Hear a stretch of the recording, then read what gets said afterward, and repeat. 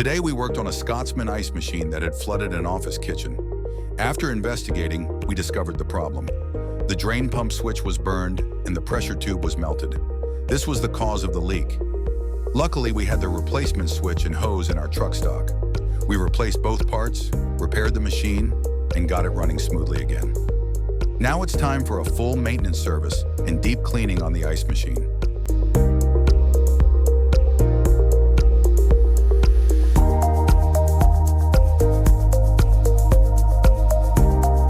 Here's the result after cleaning. Spotless, shiny, and like new.